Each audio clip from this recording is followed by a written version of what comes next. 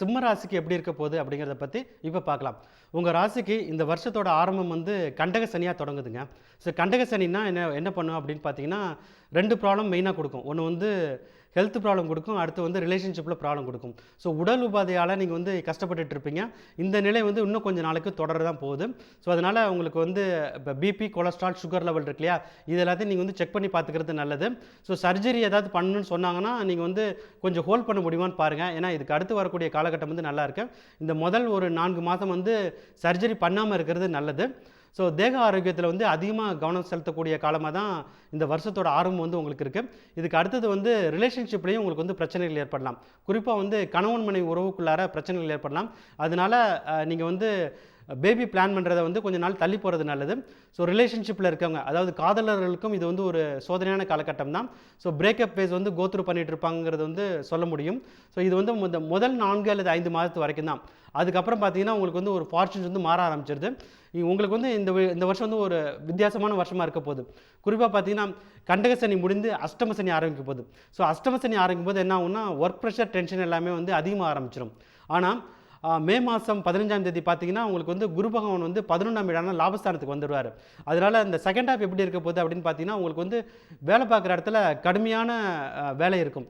அது work pressure வந்து அதிகமாக இருக்கும். அது ஒரு 8 மணி நேரம் நீங்கள் வேலை பார்ப்பீங்க யூஸ்வலாக அப்படின்னு பார்த்தீங்கன்னா, ஜூன் மாதத்துக்கு அப்புறம் ஒரு 10 மணி நேரம் இல்லை 12 இல்லை ஈவன் 15 மணி நேரம் கூட வேலை பார்க்க வேண்டிய சூழல் ஏற்படலாம். இது வந்து குறிப்பாக இந்த ஐடி ஜாப் பண்ணுறவங்களோ இல்லைன்னா லைஃப் சப்போர்ட்டில் இருக்காங்க இல்லையா, ஸோ ப்ரொடக்ஷன் சப்போர்ட்டில் இல்லை கஸ்டமர் சர்வீஸில் இருக்கவங்க இல்லை கால் சென்டரில் இருக்கவங்க, இவங்களுக்கெல்லாம் வந்து ஒர்க் ப்ரெஷர் வந்து ரொம்ப அதிகமாக இருக்கும். ஆனால் இவங்களுக்கு ஒரு அப்படி ஒர்க் ப்ரெஷர் இருந்தால் கூட ஒரு நல்லது ஒரு விஷயம் என்ன அப்படின்னா, அந்த எந்த அளவுக்கு அதிகமாக வேலை பார்க்குறாங்களோ அதுக்குரிய ஒரு அதிர்ஷ்டம் இருக்கு இல்லையா, அந்த பணவரத்து வந்து உங்களுக்கு வந்து கண்டிப்பாக வந்துருங்கிறத சொல்ல முடியும். இதுக்கு காரணம் என்ன அப்படின்னு பார்த்தீங்கன்னா, குரு பகவான் 11ஆம் வீடான லாபஸ்தானத்தில் இருக்கார்.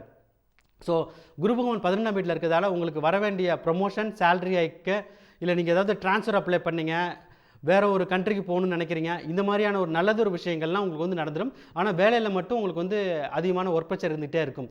ஸோ இதனால் நீங்கள் என்ன பண்ணணும் அப்படின்னு பார்த்தீங்கன்னா, அதிகமாக வேலை பார்க்கலாம். ஏன்னா ப்ரொமோஷன் வரும்னு யாராவது உங்கள் மேனேஜர் வந்து கமிட் பண்ணியிருந்தாங்கன்னா உங்களுக்கு இந்த இயர் எண்டில் வந்து கண்டிப்பாக வந்து ப்ரொமோஷன் கிடச்சிடும். போனஸும் வந்து ஒரு நல்லதொரு போனஸ் கிடைக்கும். ஸோ நீங்கள் வந்து ஷேர் மார்க்கெட்டில் ட்ரேட் பண்ணாலுமே வந்து இந்த செகண்ட் ஹாஃப் இருக்கு இல்லையா, ஜூன் மாதத்துக்கு அப்புறம் வரக்கூடிய காலகட்டத்தில் வந்து உங்களுக்கு வந்து ஷேர் மார்க்கெட்டில் நல்லது ஒரு ஃபார்ச்சூன்ஸ் கிடைக்கும். ஆனால் நீங்கள் வந்து குறிப்பாக வந்து இந்த ஆப்ஷன்ஸ் ட்ரேடிங்கு இல்லைனா ஃபியூச்சர்ஸ் ட்ரேடிங் பண்ண வேணாம். ஏன்னா சனி பகவான் வந்து 8ல் இருக்கார். ஸோ சனி 8ல் இருக்கும்போது என்ன ஆகும்னா ஸ்பெகுலேட்டிவ் ட்ரேடிங்கில் ஃபார்ச்சூன்ஸ் வராது.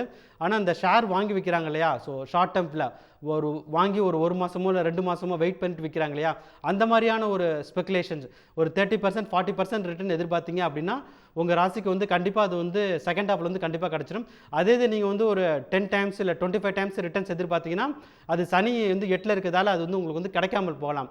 அதனால இந்த ட்ரேட் பண்ணுறவங்க மட்டும் இந்த மாதிரியான இன்வெஸ்ட்மெண்ட்ஸ் வந்து சூஸ் பண்ணி பார்த்துக்கிட்டா உங்களுக்கு வந்து நல்லது.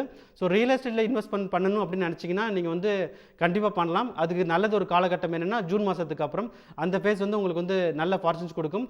சுபகாரியங்கள் ஏதாவது நடத்தணும் அப்படின்னு நீங்கள் வந்து பிளான் பண்ணிங்கன்னா ஜூன் மாதத்துலேருந்து நீங்கள் பிளான் பண்ணிங்கன்னா அது வந்து சிறப்பாக நடந்து முடிஞ்சிடும்.